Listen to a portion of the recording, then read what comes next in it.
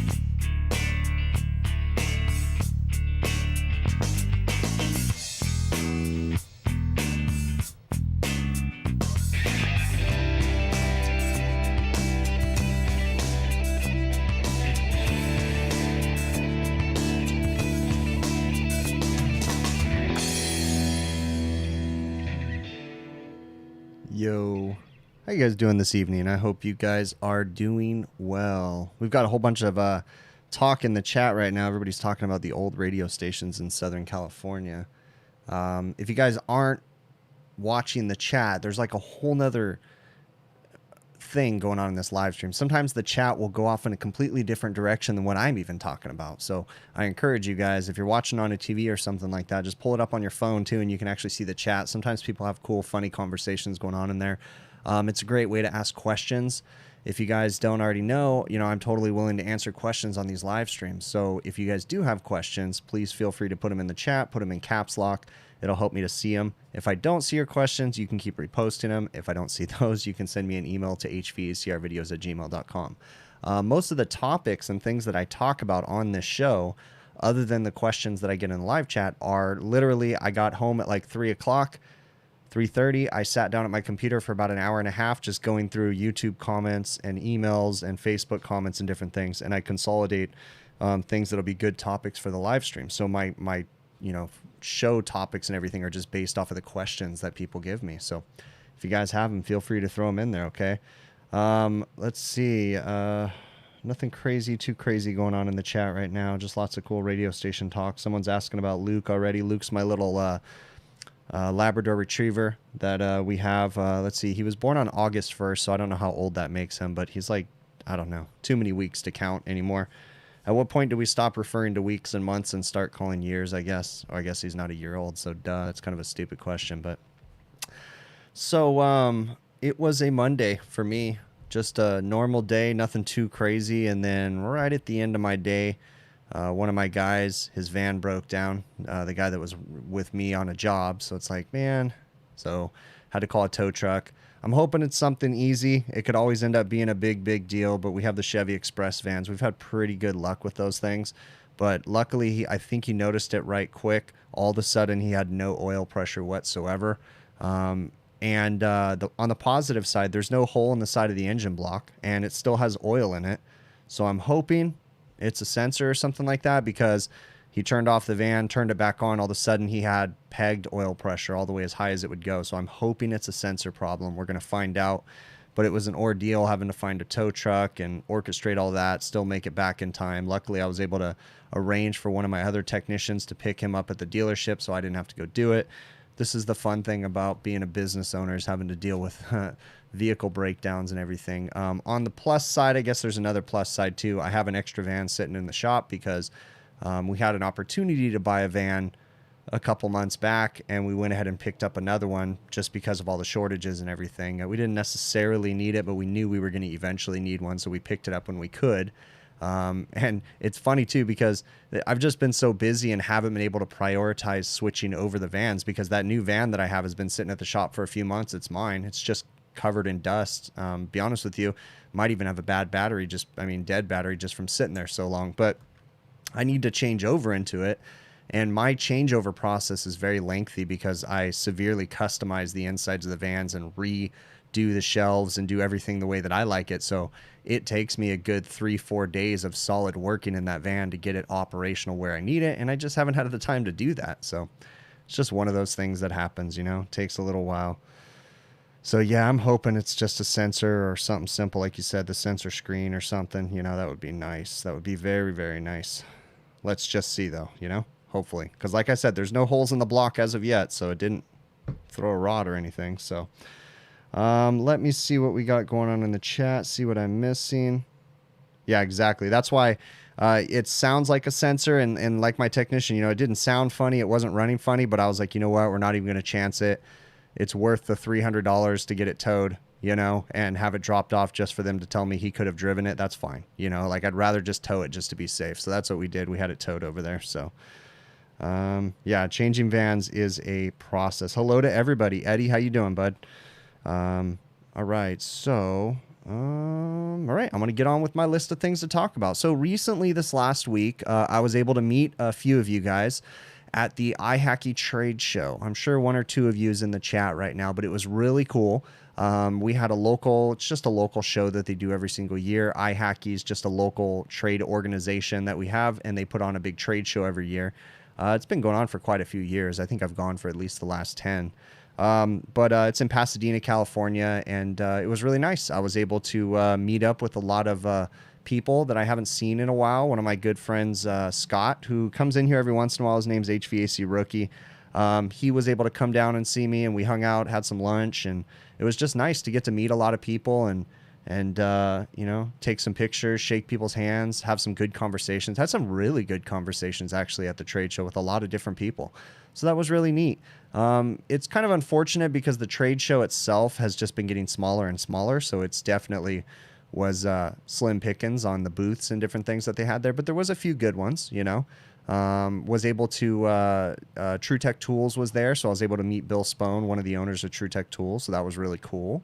And then obviously the Field Piece booth and the Sporlin booth. And so it was really neat. But yeah, if you guys ever see me out in the wild, you know, stop me, say what's up. I've had people stop me when I'm out with my family. I don't mind it. You know, I mean, I'll tell you, hey, I'm super busy or something, I can't talk. I mean, I would always say that, but yeah, there's no harm in trying. So hit me up if you guys ever see me out there, stop me. I'm totally down with it. So, let's see, that was cool. That was, I took a day off to do that show. So that was really neat. I did want to kind of go off on a little soapbox here. You know, I as usual always like to do this in the videos. Yeah, if you guys do have questions, type them in caps, that way we can see them. Okay, so I want to talk about equipment design right now. Okay, so I did a video this week on a very poorly designed piece of equipment, and it's unfortunate. It does happen. You know, even some of the best manufacturers have got equipment out there that's got a poor design.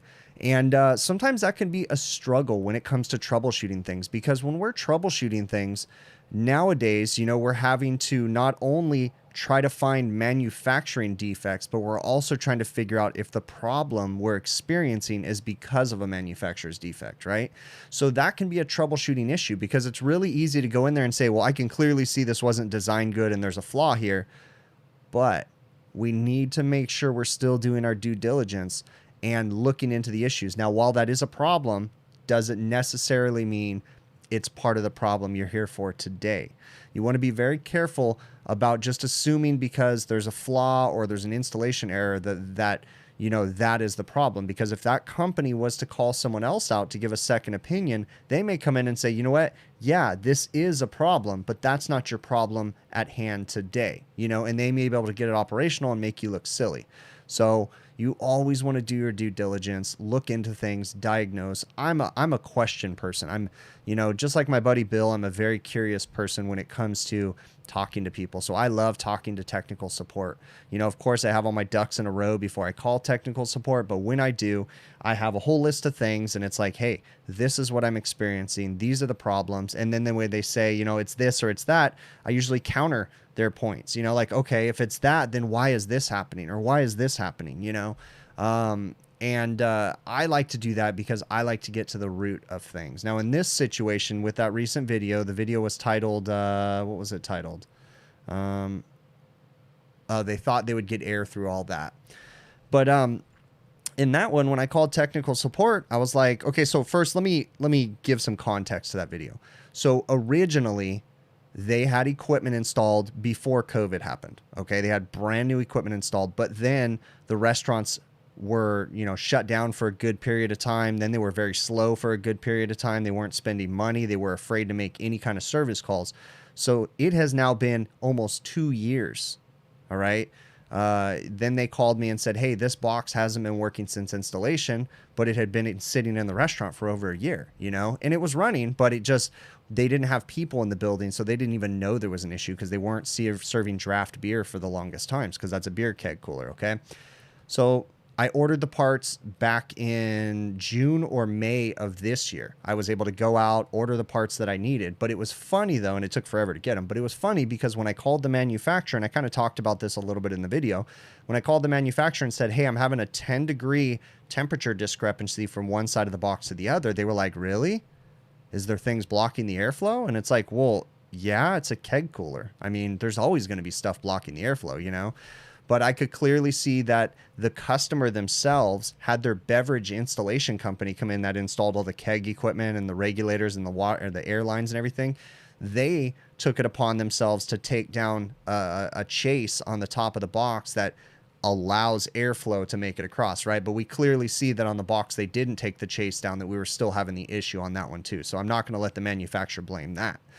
But it was just funny after all this conversation. And again, there's a way to go about this, okay? And I'm going to explain that in a minute. But after all this conversation, the manufacturer, the representative on the phone just said, yeah, we've never heard of a problem before, And it's like, well, I need something. Like, do you guys have booster fans? Do you have anything that would boost the air for this box? Oh yeah, we have a kit that does that. And it's funny because that kit is got a 12-volt motor and it plugs right into their existing 12-volt lighting circuit. You just take the Molex connector out, you plug one in, it's got a jumper. Like, it just fit in flawlessly.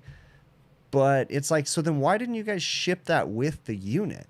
You know what I'm saying? Like, it's just kind of silly. But hey, I didn't install the box and I didn't sell the box, So I'm not going to go to bat too hard for the customer, because I'm not going to deal with warranty drama and all that stuff. This is just, this is how we're going to fix it. Problem solved. Okay. Oftentimes these customers, and while I want to help the customers out as much as possible, we have a relationship, right? We call that, the customers say that we have a relationship. And while we do, it's more or less mutual respect than a relationship, and it's more one-sided mutual respect, right? And it's not really mutual. It's more respect from my side to their side. Don't get me wrong. These customers are good customers, but the bottom line is they want to spend the least amount of money as possible. And there's nothing wrong with that because they're in business, right? I'm in business to make the most amount of money as possible. So, we each have to kind of play and dance around here and be courteous to one another. And while they are courteous to me, it's just kind of funny because sometimes I can bring up like design issues and then they'll tell me, yeah, go ahead and repair it. I've had this happen with certain customers before where, hey, there's a major flaw in the design of this box. Would you like me, when I install these new parts, to correct that flaw? Yeah, please do it, And then when I hand them the bill, they say, okay, no problem. Sounds great. And then I don't get paid. and then I don't get paid, and then I don't get paid. And then come to find out, well, what they did was they turned in that bill to the manufacturer because of the things that I told them. They assumed that the manufacturer should have covered it under warranty. And while I agree with that, right, the manufacturer should, the problem is that the manufacturer doesn't want to pay my going rates. And so it's just a roller coaster of stuff. So whenever possible, I just stay out of that drama. If it's under warranty and it's blatant, then I'm going to take care of it under warranty. But if it's installation stuff, if it's, you know, a manufacturer's defect, I might mention it a little bit, but I'm going to kind of keep it to a minimum because I just want to get the job done and move on to the next one. You know, call me bad business for that or whatever. It's just that game you have to play because there's too much of the, well, this should be under warranty, so then we're not going to pay it. And then nobody pays me. And then it's just a game, you know, it's just silly. So it's just one of those things we have to deal with. And I try to stay out of as much of that stuff as possible. So Quentin had asked a question, and I talked about it on here too. And Quentin, I actually have it in my questions to talk about. So Quentin had asked me a question about how long is too long to leave a door propped open when it comes to, let's just say, a walk-in cooler. Okay, so let's put it this way. In a perfect world, that door never gets opened on that walk-in cooler. That refrigeration system operates flawlessly from that point. That's in a perfect world, okay? But we all know that that doesn't happen in restaurants, okay? So when you open a walk-in door, you need to go in and the door needs to be shut behind you. You need to do your business. You need to exit the walk-in and shut the door immediately. That is the best way to treat a walk-in cooler, walk-in freezer, or even reach-in cooler or reach-in freezer, okay? Bad practices are opening the door, right? Leaving the equipment running, pulling the air curtains, the strip curtains out of the way, and going in and out of the box for 3 hours while you're doing a box inventory or while food's being loaded into the box. In a perfect world, we have shutdown sequence, right? We have a breaker that you turn off. We have a pump down switch that you turn. We have a twist timer on the wall, something that shuts the equipment down. Anytime that door is opened, that equipment should be shut down if it's open for longer than a minute, okay? Really should. Now, is it necessarily going to break down if the door is left open for 20 minutes? No, not necessarily. But it's just going to add unneeded heat into the box that the evaporator then has to absorb and reject out of the box, okay?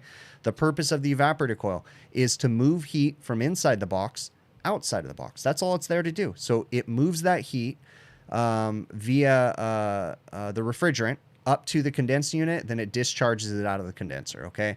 So the longer you have the doors open downstairs, the more the equipment has to work. And at some point, there's going to be a system failure from leaving that door open. At some point, you're going to allow too much heat into that box for a certain period of time, and it's going to cause a freeze up where the evaporator actually frosts up, turns into a giant block of ice, and then, you know, basically ends in a service call, someone having to come out and take care of that ice. The other thing that happens when you prop doors open is contaminants from outside. Dirt, grease, grime gets stuck to the evaporator coil, and that can cause downtime later. So how long is too long on a walk-in cooler, walk-in freezer? A minute. Okay, anything more than a minute, they need to have some kind of procedure to shut the equipment down, turn off a breaker, do something so that way you can do the in and outs. But realistically, in, shut the door behind you, out, open the door, shut it right away. I can't tell you how many times I see people, and I'm going to say that it tends to have, well, I'm not even going to say that, but I see people that walk into the walk-in freezer, and I can clearly tell that they are afraid that they're going to get stuck in there because they prop the door open, and the entire time they're looking in the box, they're looking back at the door to make sure it's still open, you know, and it's like, no, that's not how that works. Okay, we have emergency releases, we have all that stuff. You know, we're not going to jump in there. Just chill out. Shut the door behind you, okay? All right, let me go ahead and go through the chat, see what I'm missing in here real quick. What is the different refrigerant hose ends? Because if you hooked up a recovery machine, you don't want it to trap the refrigerant before the recovery machine or something. Sorry if you say, okay, no, it's all good. So first off, I'm assuming I'm just going to kind of go with your question here with what I think you're asking me. So there's several different types of hoses and ends on your hoses that you can use. Your best bet honestly, if you're dealing with refrigeration and air conditioning, is to use ball valves on your hoses, okay? Low loss fittings are problematic. They can be restrictions. They're just kind of, I really don't like low loss at all, okay?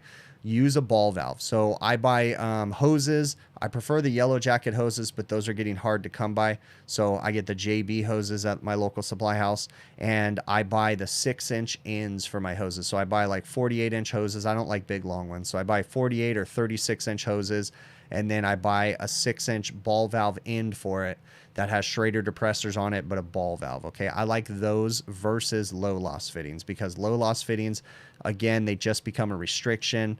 It's just a nightmare. Worst case scenario, you have to evacuate a system through your hoses. If you have low loss fittings on the end of your hoses, that is a major problem when you're trying to do an evacuation. It's going to slow you down tremendously.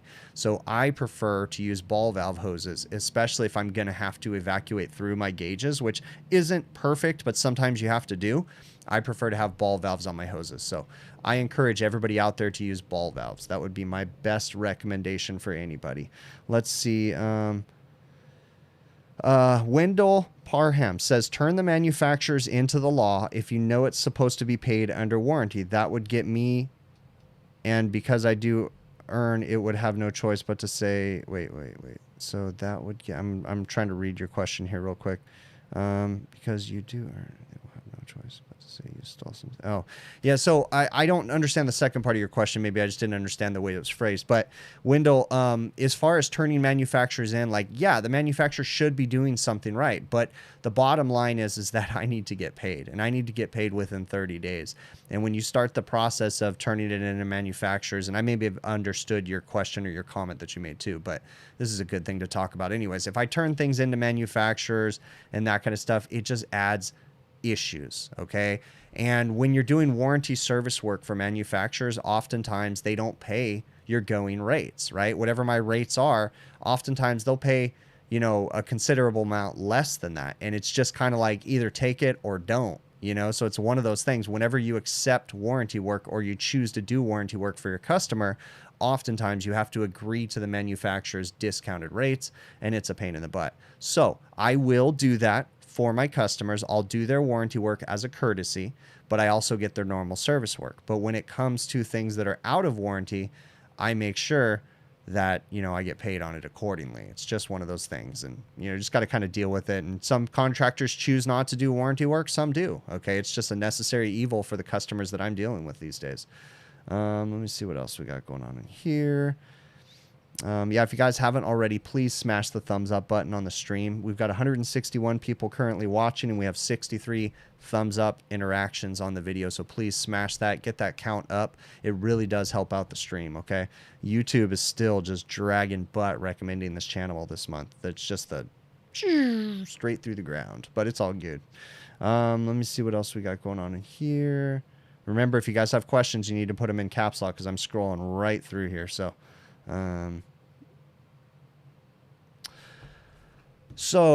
how I don't know how to pronounce your name, but someone asked how we're dealing with the pandemic where we're at right now. Okay, so it's doing okay. The numbers are pretty low right now.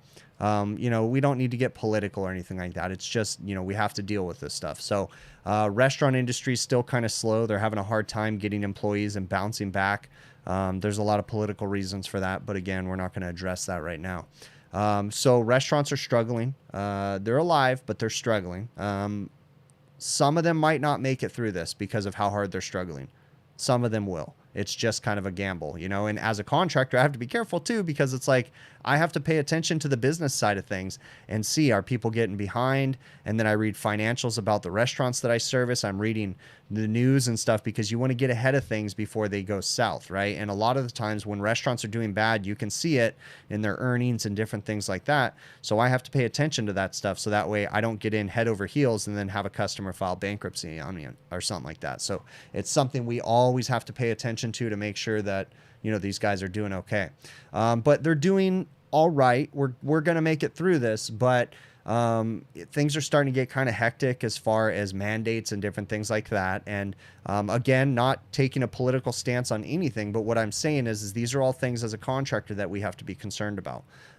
You know, yeah, I may agree or disagree with certain things, but my business still has to operate. So my business has to operate in a way that majority of my customers, if not all of my customers, are going to want. You know, you kind of get where I'm going with that without me really getting too crazy. I mean, you got to do what you got to do to stay in business. So it's just definitely an interesting time, and every week brings a new challenge for sure. So let's see what else we got going on in here. All right. What kind of watch do I use every day? Lucas, I am currently wearing my watch right now. It is a Galaxy Watch 3. So it's the new Samsung Galaxy Watch, but it has a really nice protective case on it made by Sup Case. So that's what I wear every single day. Honestly, I don't use anything that's in the watch. I don't even know how to use it. It actually has cell phone service. I haven't even turned it on. I use the notifications and I use the time and the stopwatch. That is all I use in this watch. But I really do appreciate it can notify me when I get emails and I can look down instead of having to pull the phone out of my pocket. So, but I am a dumb when it comes to using this thing. I'm getting really irritated because I'll be driving down the road and it keeps telling me to get up and take a walk. And I'm like, what do you want me to do, stupid watch? I'm driving, you know? Come on. I got to figure out how to turn that off. All right, so I'm going to go to some of my topics to talk about real quick, and then we're going to get to some more questions in the chat, okay? I get this question quite often, and I wanted to address this after my last video that I did, what was it, last week or something like that. Why do I not use piercing valves on repairs? Okay, and that is a good question. So when I'm doing repairs, I pushed the wrong button there, so let's do that, and let's change that to that. There we go. So why do I not use piercing valves when I'm doing sealed system repairs?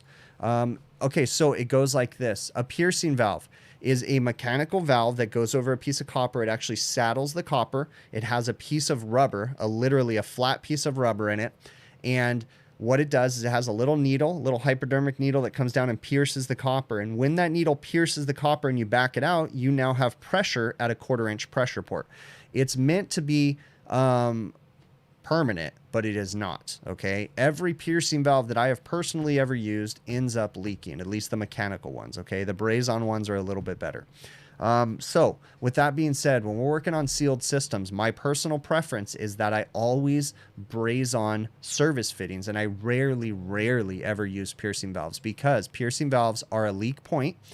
And oftentimes when we're doing sealed system work, we will occasionally tap into the system to find out that we actually didn't need to tap into the system. So let's say that we think something might be low on charge, but we don't know for sure because it doesn't have service ports. So if we tap into the system using a, I'm sorry, I had a brain fart right now, a piercing valve. You want to use a temporary piercing valve. My fear is what happens if I don't end up having to do any repairs on the system? What happens if I thought it had a leak, but it didn't have a leak, but I now put temporary piercing valves on there? I have to pull those off and braze on service fittings, okay? Guaranteed, if you leave a piercing valve on a system out there, it will leak eventually, okay? Those things are not meant for permanent use. I don't care what the manufacturer says, okay? Because you talk to the manufacturer of almost all the piercing valves out there, they're a huge conglomerate that they represent a lot of products, okay, and they swear up and down those things are great, they're meant to be permanent. Well, that's some BS. And I'm going to be honest with you, that's one of the reasons why I don't work with some of these manufacturers, because they peddle a lot of BS and I don't like it, okay? So but no, those piercing valves, they're junk. My opinion, okay, that's my opinion. I shouldn't say they're junk. I don't care for them, okay? I have to be careful because I realize that even though I hate the term, I am technically an influencer, and I don't want to, you know, negatively influence people as much as possible, but I do want to try to give truth. So it's just like a fine line. I don't want to turn into one of these news agencies right now that spews a lot of craziness. So, all right. So yeah, I just don't care for using piercing valves. So let's see what we got inside here. Anybody else have any comments on that? What are your guys' thoughts? Yeah. So Anthony Marino says, because piercing valves suck and leak. That is exactly it. I can't stand them. So, let's see. That's an interesting name. What kind of things does your company do when fixing refrigerators and air conditioners? Well, I mean, it's pretty much spelled out in my videos. We just try to do our job properly. We're there to make sure that that equipment is working properly. So to make sure that it's working and operating properly means that it needs to be cleaned, sanitized, lubed up, belts need to be tightened, whatever. But it all depends on what the customer wants to spend money on. So Let's see what else. Do I ever see people skipping steps doing preventative maintenance? Well, yes, I do. And something I want to point out, you know, I work for national chains, a lot of big national chains, right? And oftentimes they will have a third-party cleaning services come in, right? Because they basically pay minimum wage, whatever that is, to technicians, and they come in here and they'll clean the equipment and move on. I shouldn't even call them technicians because they're just there to clean. They're not service technicians, okay? They don't really know how to fix anything. So,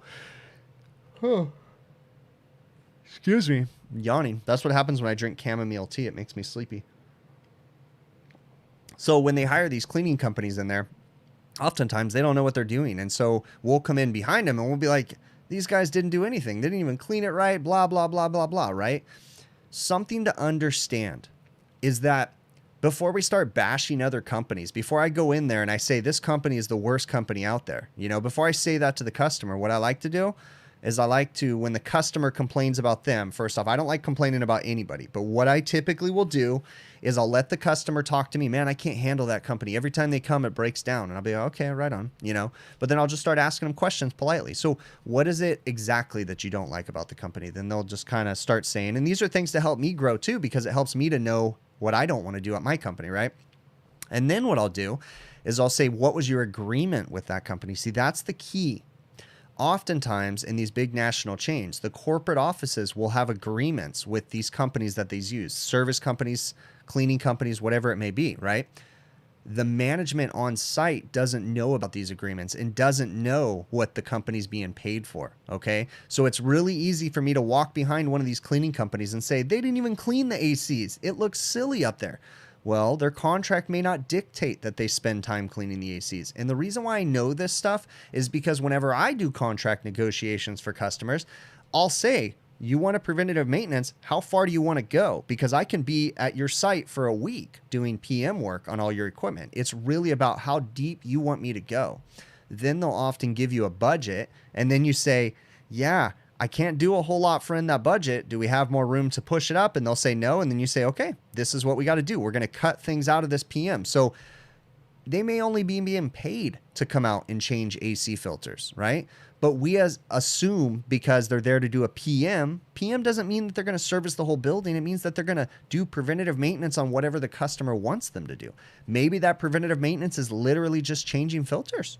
You know, we don't know with these other companies what kind of agreements they have. It makes us look worse as technicians and business owners if we go in and start talking crap on people, okay? So I try to keep that to a minimum. Of course, I have some managers that I am friendly with so we can share a personal conversation, or I may have a phone call with a facilities person or a corporate person and say, hey, I'm seeing some issues here, but I'm usually going to let it happen a lot so I can give a lot of examples. I'm not going to be into there just throwing people under the bus. That's just bad business in general. So, all right, let me see what else we got going on in here. Are MERV 13 filters worth buying? Do they plug up quicker than MERV 10 or MERV 8, leading to more callbacks? Kevin Corona, MERV filters will plug up a lot faster than MERV 8, MERV 10. That's an absolute guarantee, okay? But you need to think about what the filters are doing, okay? First off, your duct system for your air conditioner, your furnace, whatever it is designed for a certain pressure drop across the duct system from the return to the supply side. It cannot handle too much resistance as it's trying to move the air through that duct system, okay? And every single turn, every single elbow, every single damper, every single return or register that air has to go through to get to the area it's trying to condition creates friction and or a pressure drop, okay? So, are MERV 13 filters worth buying? Yes. The highest MERV rating that you can safely put in your system with it operating properly while still maintaining comfort levels in your building, the better. Okay, there was a lot of caveats in that statement that I just made because it's really easy for someone to think that they can just run to Home Depot and buy the heaviest hypoallergenic pollen blah, blah, blah, blah, blah filter, okay? And then the filter plugs up and the homeowner says that's the worst filter ever. It caused my unit to freeze up, or their contractor comes in and says, don't ever buy this filter, da, da, da, da, da, okay? What the contractor or the homeowner isn't sometimes understanding is that filter is a good filter in the right circumstances. Okay. Unfortunately, a lot of these big box stores don't do a good job of educating the consumer when they're selling them these parts or these things, and the consumer tends to blame the product. Okay. So there's nothing wrong with a 1-inch hypoallergenic filter, blah, blah, blah, blah, blah, if it's in the right duct system that is designed for that filter. Okay. In our world, we're trying to reduce the amount of resistance in our system. So the wider the filter, the better. Okay. You can go with a 4-inch filter. That's better than a 2-inch filter. That's better than a 1-inch filter, right? So, but it's all about designing our system so that way air can move through it properly at the right friction rates without a big pressure drop. So that way it can do what it's there to do, which is exchange or condition the air. Okay. So it's not necessarily worse to get a bigger filter, but if you have an older system, I can guarantee you buying a MERV 13 filter, you're going to run into some problems if the ductwork's not sized correctly. Okay. And the same thing goes for a new system too. Let's see what I'm missing in the chat. Man, I really wish there was a better way to consolidate these questions, but I'm reading through here, seeing what I'm missing. Okay. Okay, cool. I am going to, Zach says 4-port or 3-port manifold. Well, here's the deal, Zach. I carry a 4-port manifold in my van.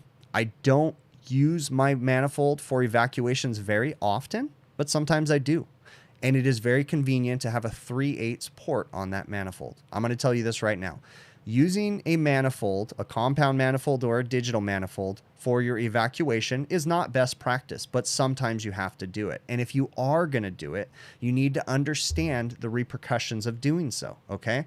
Vacuum gauge placement, different things like that, more leak points. Those are some negative sides to using a manifold for your evacuations. But if you're going to have to do it, because sometimes you got to do what you got to do, right? If you're going to have to do it, speeding up that evacuation is the best thing you can do. In order to speed up an evacuation, you don't necessarily need to put a bigger pump, because if you're evacuating through 1/4-inch hoses, you're now restricting yourself to like 1 CFM or less CFM of flow, right? So putting a 10 CFM pump on there isn't going to do anything else because it's being restricted at the point at which it's, the entering the system, right? So at your vacuum, at your Schraders or different things like that, there's going to be a big restriction. Okay.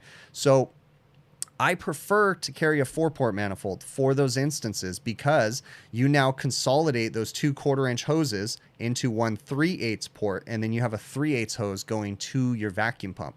So it's still going to be a massive restriction and a lot of potential leak points using your manifold, but you can speed it up by using a 4-port manifold and having a 3/8 hose on your manifold to the machine. Okay.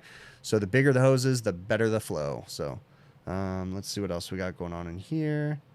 Hello to everybody. If people are just coming in here and you don't know the procedure, the routine, I continue to do these live streams, typically Monday evenings, 5 p.m. Pacific on YouTube, work permitting, as long as I can get off work in time. Okay. If you guys have questions that you want me to cover, feel free to put them in the chat. If you guys are watching on a TV, I encourage you to pull the chat up on your phone while watching on the TV, because you'll see it. There's a cool conversations going on in the chat. Lots of questions being answered.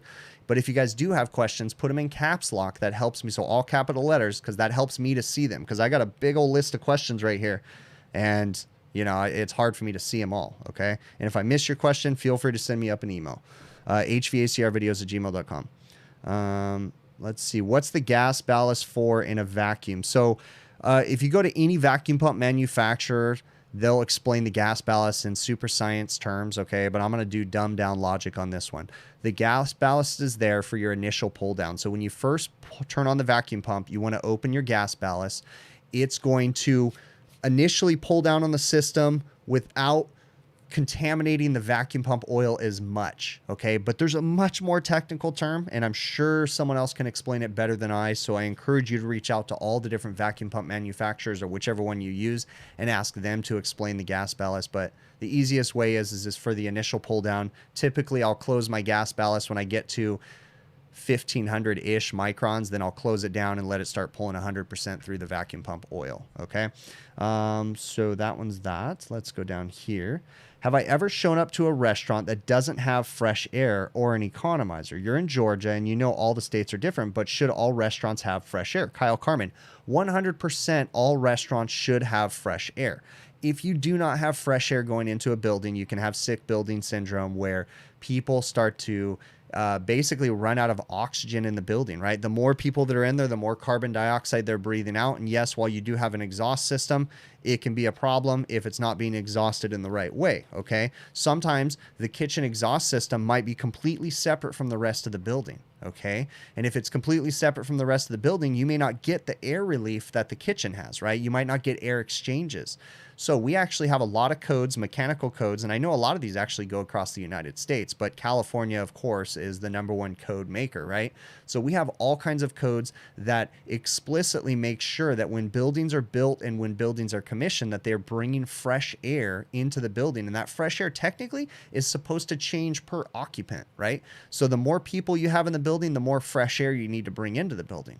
So it's very important. And that's going to go into air balance. Air balance is a topic we talk about occasionally. I'm not certified in air balancing. I have just a basic understanding of how it works. But yes, to answer your question, every air conditioner out there should have some sort of fresh air intake. But, very important caveat. Bringing in fresh air into a building can be a problem because that air is not necessarily conditioned.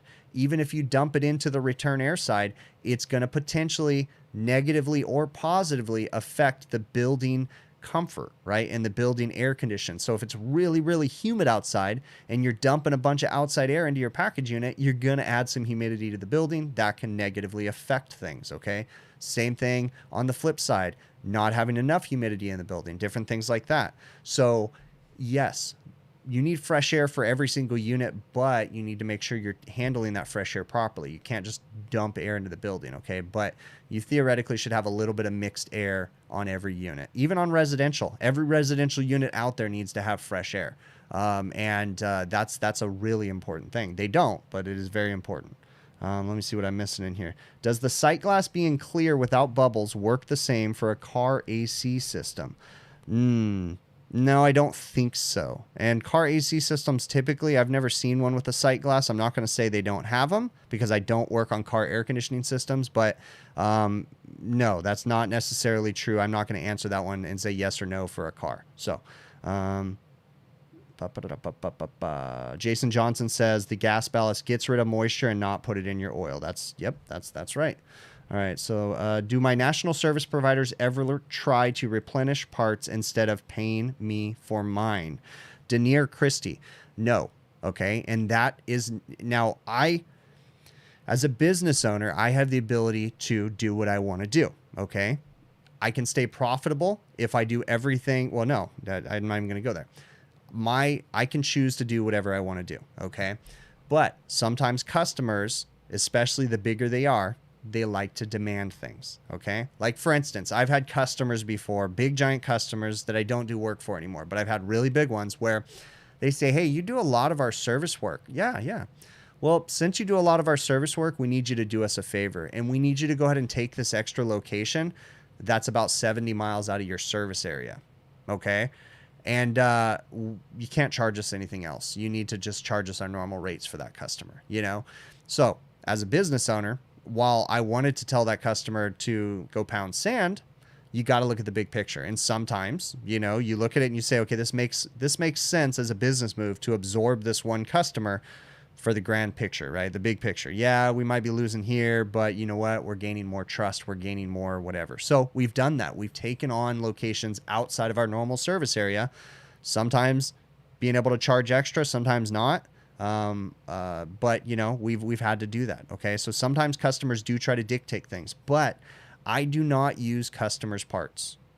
Just don't do it. Okay. That's not my choice. Now, other businesses have a great business model and it works for them and they do. Okay. But I don't use customers' parts. Now I will with some of my really, really big chains. If you want to do their work, they provide their own equipment. So if they have a walk-in needs a new condenser and an evaporator, they'll provide it. Okay, so that's something I have to deal with, but I always get to sell them parts. Okay, but on the flip side, their own air conditioners, those are the other things they provide, ice machines, that kind of stuff. But, and I'll install them for them and charge them, you know, my rates and stuff. But things are changing too. So, you know, we have to evaluate everything and make decisions on what's going to work for us. Let's see what I'm missing in here right now. All right, I answered that one. We're good. Okay. Economizers are treated like a redheaded stepchild with a club foot and an extra eye. That is right, Jason Johnson. Majority of my customers out there, when the economizer actuators fail, they say, yeah, no, just go ahead and bypass that. We don't even want to fix it. Okay. They should be working, and I try every time. Hey, let me get this thing going. Let me change it over to a Jade system. You know, we can get you operational and all this stuff, but I can't lie to them and say it's not going to create more issues. Okay. Because I'm sorry, guys. Maybe it's just the equipment that I work on, but every economizer that I work on out there loses sensors, outdoor air sensors, like crazy. Okay. They are a failure point. Even on the Jade systems, I go through outdoor air systems 2 times a year because of the outside air conditions that are running across those sensors. They just corrode them like crazy. They go bad. So, you know, that's like altogether maybe $150, $200 job by the time you sell your labor on each one and all that. You know what I'm saying? So that can be an expense that the customers just look at and they say, yeah, you know what? We don't want to fix this, you know? Let me see. There was one more. Kevin Corona, my thoughts on Rheem and Rude's new furnaces. I don't really know much about their new furnaces, so I can't really comment. I have worked on some Rude equipment. I've installed one of their package units before, and I've worked on a couple of their package units too. And I mean, it's decent equipment. You know, every manufacturer out there is trying to compete with the next one. So every time someone lowers their quality, all the other ones are trying to compete with it too. So it's just kind of a vicious circle of you know, quality and issues. So they all have problems, every manufacturer out there, and it really comes down to the installation and service of it. So see what I missed there. Oh shoot. See, this is what happens when I skip through a lot of questions too when I'm reading. Reading through here. Okay.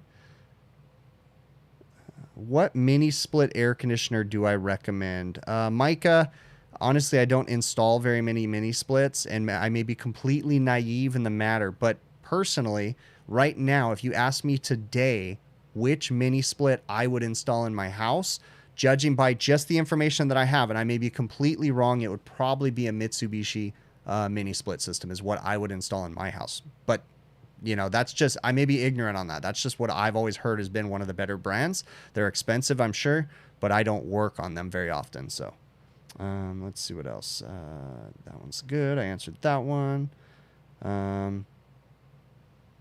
Let's see. Mitsubishi hands down is what Jason Johnson says too. So yeah, that's what I would do in my house. So seeing what I'm missing in here. I'm not missing anything yet. So Dave had asked me a question about the refrigerants. Dave said he's a retired HVACR service technician. He doesn't really work in the industry anymore, but he's really curious about all the different refrigerants that I work on these days. Okay. So Dave was asking me how many different refrigerants do I use? Okay.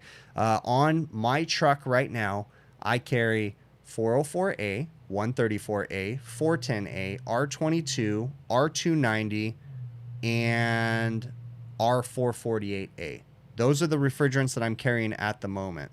I don't even know how many that was. 6, 5, 7, something like that.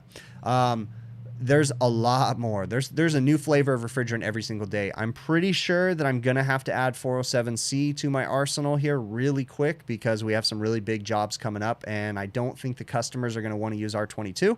So that's going to add all kinds of complications. And before we know it, they're going to be phasing out R410A because that one's on the chopping block very soon also. So we have replacements for that. And they basically have replacements for every 400 series refrigerant that's replacing R22 and 410 at the moment right now too, because basically all the 4 series refrigerants are out the door.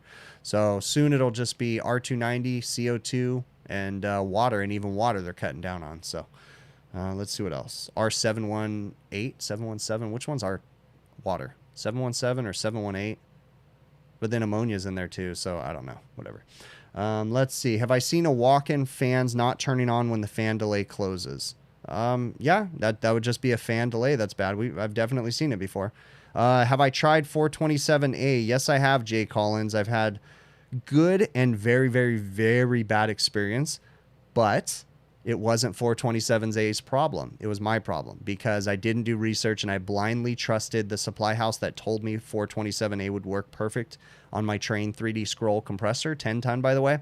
And no, it does not work perfect on a Train 3D scroll compressor without an oil change. So don't listen to the supply houses when they tell you that. Always do your own research. Don't do what I did. Don't be like Chris. Do your research. Okay. So yeah, I had 2 compressor failures because I was using 427A. But again, it wasn't the refrigerants problem, because had I read the installation instructions and not listened to what the supply house said, I would have known that 427A does not work very well with polyester oil and with mineral oil.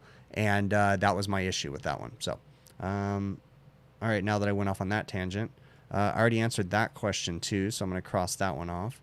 I already answered that question, so I'm going to cross that one off. So I want to talk about customers. When we're dealing with customers, I have a unique way, and I don't know if it's coming across correctly when I was trying to explain it in my recent video. So oftentimes what I will find is customers don't want to they don't want to basically make themselves look bad. Okay. Implicate. I think that's what I was trying to say, but they don't want to make themselves look bad. So when you walk in defensive because you're irritated and you say, have you guys been leaving the door open on this walk-in freezer? The customer's almost always going to say, no, we don't leave the door open. Okay. But there's a different way. There's some psychological warfare. Okay.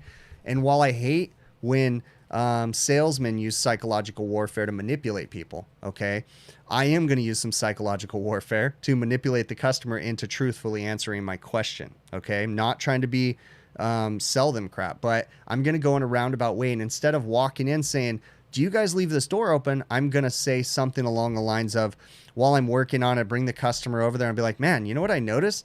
I noticed that door, it keeps getting stuck open, and then you can kind of lead them into a question, and I've been noticing too, when I was in here, the cooks keep leaving it open. Do you think that happens regularly? And most of the times, in a friendly conversation, they'll answer your questions without even realizing they're answering your questions. Okay. Because there's nothing worse than coming out on a Friday night and having to, de-ice a walk-in freezer, be there all night, and then can't figure out why it iced up. So you spend an extra 1 to 2 hours and you're just digging through everything, trying to figure it out, when come to find out it was just the customer leaving the door open. It's super late at night and it's like, man, for real? I could have gone home 2 hours ago. So it's all about how you talk and communicate with the customers. Now, I always talk to restaurant management when I'm on site, but kitchen staff can also be very helpful. As you're working in that walk-in, if you notice a busboy that continuously is coming back to get stuff, start talking to him and ask him questions. Hey, do they leave this door open all the time? Those guys will answer your questions. They sing like birdies. Oh yeah, man, I come back and this door is always open, and then I'll just kind of tell him, you know what, when they leave this door open, it costs this restaurant money. It can be a big problem. And I kind of educate him. But then he answered my question and gives me some peace of mind, so I don't have to spend an extra 2 hours troubleshooting that equipment. Okay. So while I always communicate with management and have, pricing and different, service discussions with them, I will still include the staff too. While in there, just kind of ask them, does this thing get left open all the time? Is this thing always being an issue? And, and the cooks will answer questions too, but always communicate with management first. Okay. So let's look at the chat and see what I'm missing in there. All right. Oil changes necessary on refrigerant replacements on existing mineral oil compressors. That is exactly right, Jason Johnson. It's very, very needed. And I blindly trusted the supply house that said, no, it works perfect with polyester oil. No, it doesn't. Or mineral oil, I should say. I keep mixing those two up. When did I start fixing air conditioners? So I grew up in the trade working for my father from... I really started working for him in junior high school. Before that, I was just a little kid sitting on his bucket, holding his mag light like this. Look at, I still have an old school mag light, guys. This is by every door so I can beat someone on the head when they walk in. And then I have a tiny flashlight that's much more powerful than this. But these, I used to try to hold this for my dad, and you can't hold a mag light straight. So I'd always get distracted by everything while I was working and start looking at everything else. And that was when I learned my dad had a temper, right? because God damn it, Christopher, hold the light straight. All right. Let's see. I'm reading because when you have your work normally, but you can't get clear sight. Okay, so is it really necessary to have a clear sight glass on a walk-in cooler because the one you had in your work works normally, but you can't get the sight glass to clear? If a system is operating properly and it's designed properly and the refrigeration lines are proper and the right size, yes, if you have an expansion valve, it needs to have a solid column of liquid going to it. When we're looking into a sight glass, we're looking at the condition of the refrigerant at the point at which the sight glass is at. So that's the liquid line, and we're looking for a solid column of liquid or a clear sight glass. So yes, for a system to work properly, it should have a clear sight glass when it's operating and it's not iced up. Yes, it should have a clear sight glass, okay? Am I saying that systems will not operate without a sight glass? No, they will. You can work things out. You can get things to kind of halfway work, especially if you're trying to use alternative refrigerants and they don't, I mean, but it's not right, okay? So for it to work right, you need to have a clear sight glass, bottom line, okay? All right, let's see what else we got going on in here. Do I see many door switches on restaurant boxes? No. And I want to talk about that right now, okay? So everybody lately has been asking me questions, you know, why am I not using door alarms? Why am I not using door switches, pump down switches, air curtains, curtain strips? It all comes down to the customer not wanting to install that on their equipment, okay? I can try to talk customers into things, but oftentimes these big national chains, they know what works and what doesn't work, okay? So to them, it's a little bit cheaper in the long run for them to have me come in and defrost a box every once in a while and then them coach their staff to build the teammates up so they start using it properly versus me going in and putting in curtain strips or alarms or different things like that. Okay, so it really depends on what the customer allows me to do. If I could sell the customer door alarms, door switches, pump down switches, trust me, I would do it every day. Now, I will tell you, I am making headway because these restaurants right now are having such a hard time and they're hiring new staff and nobody knows how to use their equipment, so they're seeing their service costs going up. So yes, I am making headway with some of my major customers on using door switches, door alarms, different methods, right? But we're not there yet. And sadly, it's going to take a long time because these big national chains, they don't make decisions like that. There's committees and you know, to spend $12, they spent, you know, $6,000 in labor from people sitting at desks making decisions. So it's crazy. Let's see. Did the new Yule, new rule come into effect in October affect my install jobs? Kevin Corona. I don't even know which rule you're talking about, Kevin. There's so many different things. Honestly, I don't do very many installs, but you can put it back in the chat. I might get it, Kevin. I don't know if I'll see it again. If I miss it, throw it in the email and talk to me more about it. But man, there's so many rules that I can't even keep up with them, that we have to deal with on a regular. So let's see what else we got going on here. Can I charge an ice machine with a remote condenser by pressures? No. Okay. So Eli, we're going to talk about, let me see something here real quick. Someone had sent me an email. We're going to talk about this right now, and this is going to kind of answer your question, okay? So no, you cannot charge an ice machine by pressures. That is not the right way to do it, okay? Pressures can maybe get you in the ballpark, but there's a lot of factors that go into that, okay? With an ice machine, oftentimes, sorry, there's a gnat flying around my window, my thing right now. Oftentimes on ice machines, they'll have some sort of head pressure control, usually a head pressure control valve that bypasses the condensers in the cold seasons and or in harvest mode to try to drive up the head pressure to melt the ice off the evaporator so it falls off, okay? So if it has a head pressure control valve, just because you're at a certain pressure when it's running, doesn't mean it's going to have that right amount of refrigerant in it when it's really, really cold too. Okay. So the best way to charge an ice machine is to recover the charge and weigh the factory charge back in the system. And that's the best way to know for sure. Okay. Then you look at the manufacturer's spec sheets and find out if it's operating within the pressures they recommend. Okay. There's ways to test head pressure control valves and different things like that. But no, you should not be charging them by pressure, okay? Now, I had another question from someone who was asking me, and I'm not going to say their name, but they had an ice machine and the outdoor air temperature was 65 degrees. Now I'm reading his question. He knows his pressures were too low, so he went to the condenser and his condenser fans were running. He touched the headmaster and the discharge was hot, the liquid was cold. The head pressure control valve said 190 psi on the top of it. Okay, so he's confused because his system pressures were not above 190 psi.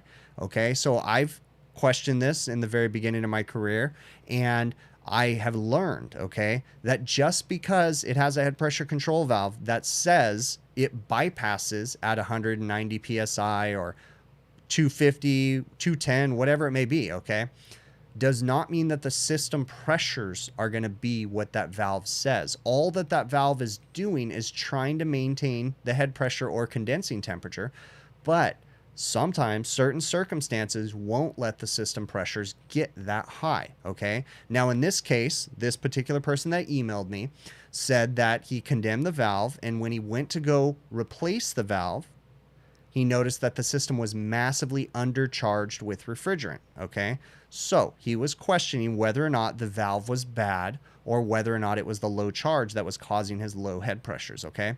And I can't tell you for sure, okay? I'm assuming that you changed the valve, okay? There's a good possibility that you mistakenly changed that valve and your issue was just low charge. The only way to know for sure would have been to charge the system up with the factory charge, obviously after fixing the leaks, then let the system operate, then go from there. Okay, so there's a very good possibility that you did not need to change that head pressure control valve. And I will say that majority of the time, guys, the head pressure control valves, they don't fail. Sometimes the screens will get plugged up. You probably can't clean them because they're probably installed without an accessible screen. But majority of the time, it's not the head pressure control valve that's failed, and it's, you know, some sort of abuse or, you know, improper installation that causes the head pressure control valve to get stuck or things like that. Okay, so oh, thank you very much. Kyle wanted to wish me a happy Thanksgiving. That was very nice of you, bud. What's my, oh, that's a good question. So Micah's asking, what's my favorite artist and or favorite song? So let's go with genres. I'm a big fan of the 70s and 80s music, whether it be 70s rock. I like classic rock. I like new wave 80s music. I mean, I'm a big fan of all music.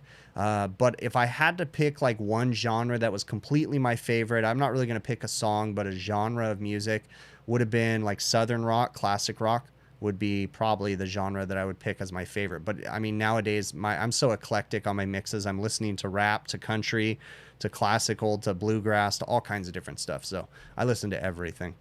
Let's see. When we're oh, and I kind of talked about this earlier too. When we're having to diagnose manufacturers' flaws, like when we're working on equipment that might have a manufacturer's flaw, and I kind of talked about this earlier, but I wanted to readdress it again right now. It's so important that we look past the flaws to make sure that our diagnosis is actually correct, and we're not just blaming a manufacturer's defect for the problem at hand that might be caused by something else. So don't get tunnel vision when you know you're working on something that's just a piece of junk. You still want to go through it. You still want to come up with a big picture diagnoses, right? And a big picture quote. And then you can list all the manufacturer's flaws in that quote too, but say all these other things are going to need to be fixed too. Okay. So don't look past that and don't get tunnel vision. Okay. Let's see. So I already answered this question. Okay. I'm going to cross that one off. And then we're going to go to this question right here. So Mark had asked, let me make sure I'm reading this real quick. Oh, okay. So this is a great question. So Mark had watched my recent video where I was kind of just working on a system, and Mark was very confused because the way that he was taught in refrigeration was, I'm going to say right now, some industry, what do you want to call them? Rules of thumb. Okay. So he's new to refrigeration, and what he says was he was always taught that condensing temperature should be 90 to 100 degrees. Subcooling should be around 10. Compressor superheat 20 to 30 degrees. Evaporator TD should be 10 to 15. Okay. So he's confused because oftentimes in my videos he'll watch and my stuff is not perfect. It's not a 10 degree TD. It's not between these perfect condensing temps. It's not always that way.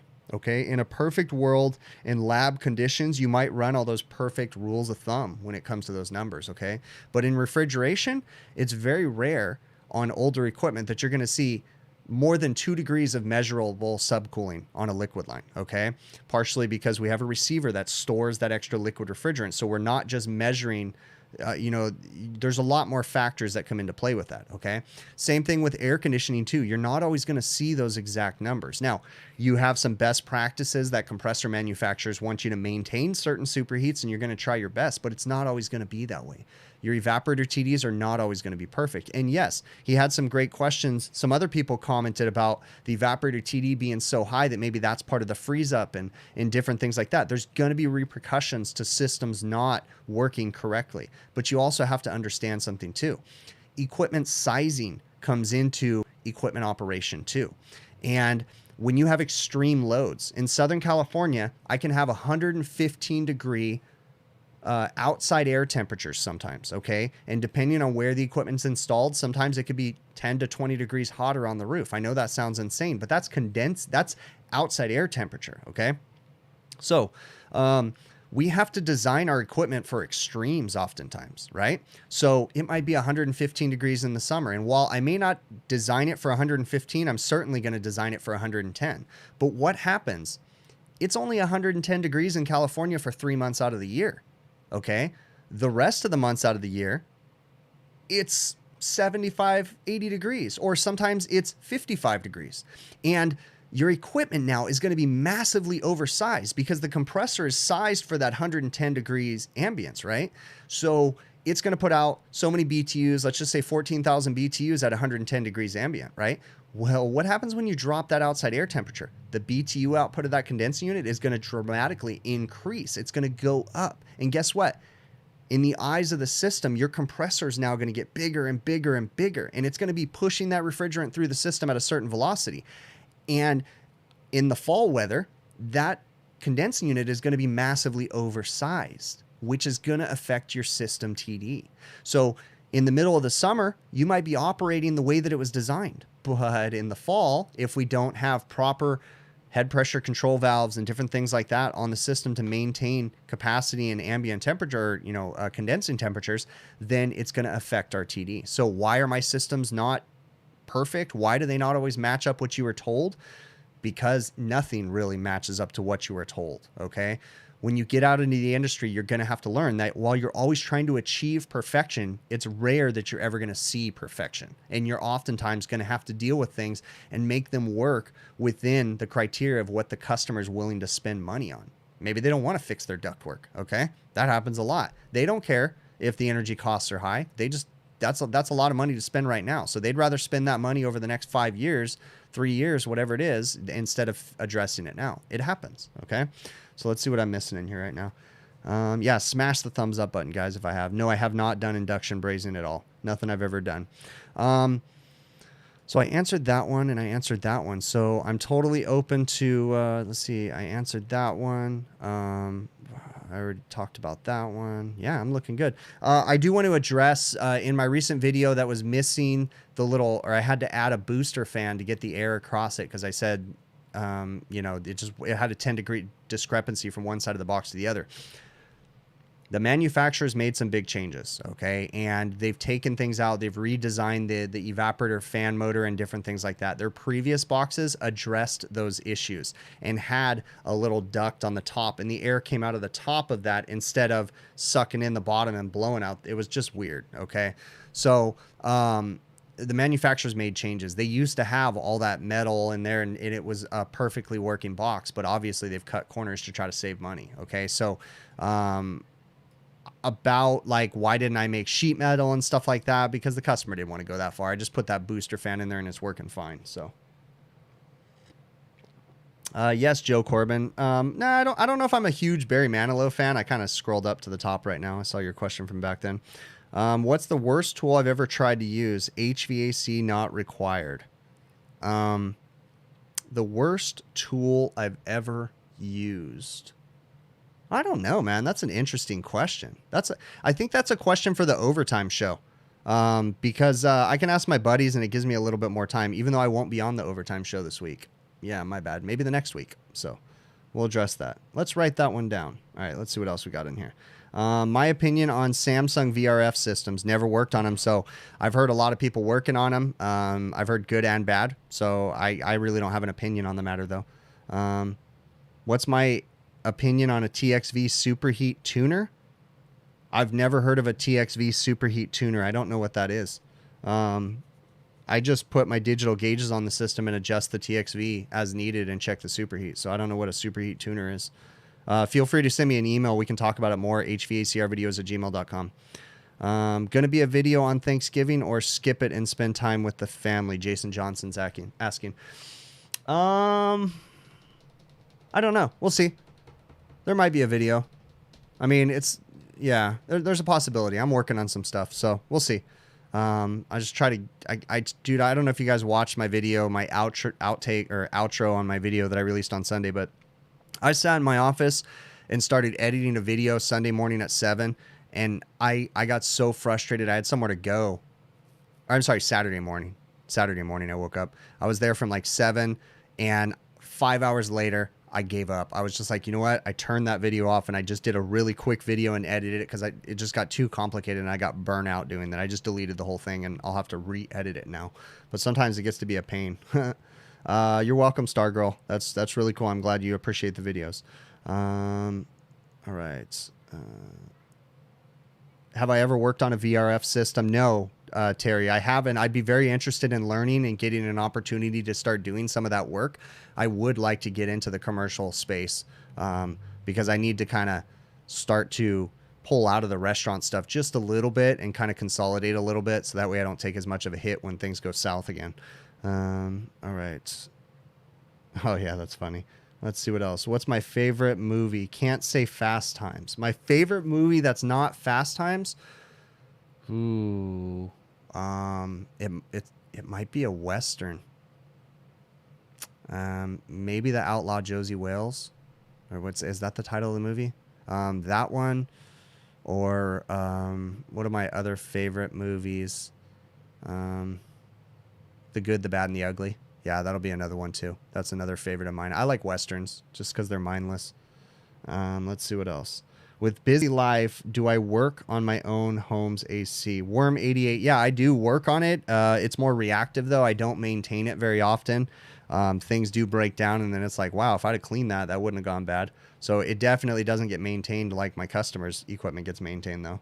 So, I really do. And I've talked about this before, guys, and I would be totally interested if any of you guys have contacts or people, but I really, really would like to do a video series on my home AC system. And I want to do like a whole video series showing how bad it is. Like, guys, I even have a C-clamp, like a giant C-clamp that you use on to hold crap down while you're working on it. I have a C-clamp holding my 2-inch filter down because there's such a negative air such a negative air pull that it pulls my filter up. Like, that's how bad my system is. It's horrendous. So, and it's a 4-ton system on a 3-ton ductwork. It's just completely suffocating, but it's been in there forever. But I want to make a whole series on it. Like, I want to do the demo of it, and then I want to go stupid crazy on an installation. Like, I really want to do something nuts, like full-fledged economizers with all kinds of crazy controls.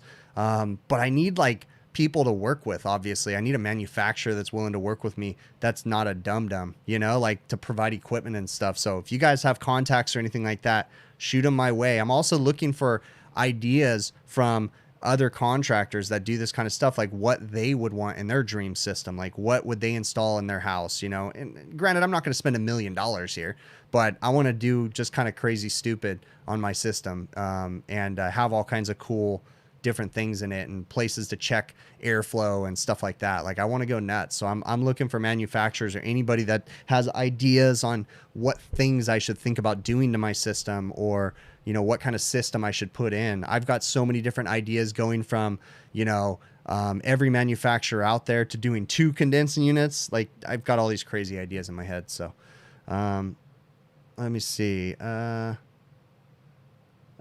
see. Any Clint Eastwood movie, Peter Smart says. That's right, man. Escape from Alcatraz. That is a good one, Jason. That is a really good movie. Let's see.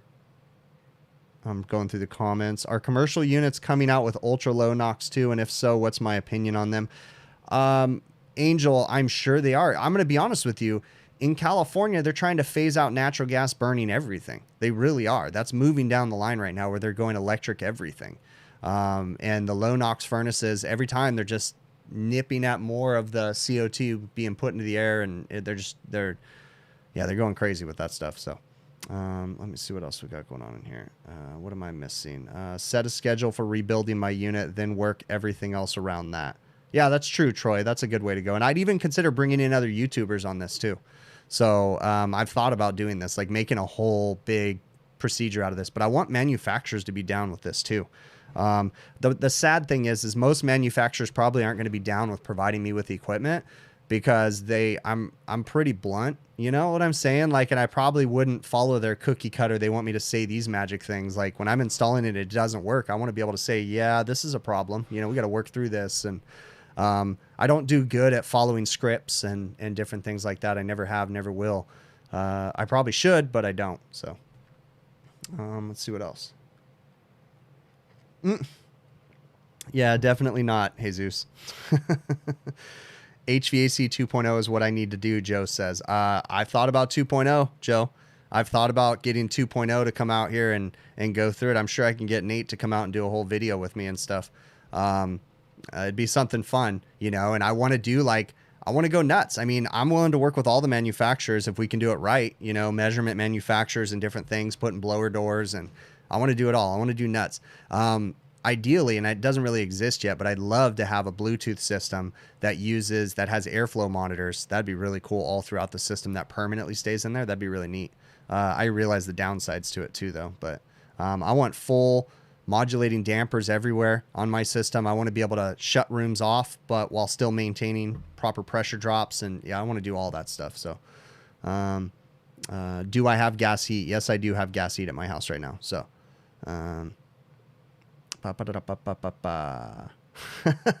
you crack me up, Jesus. Let's see. Oh, that's funny. Have Adam do a blower door test first. Yeah, that'd be a good idea.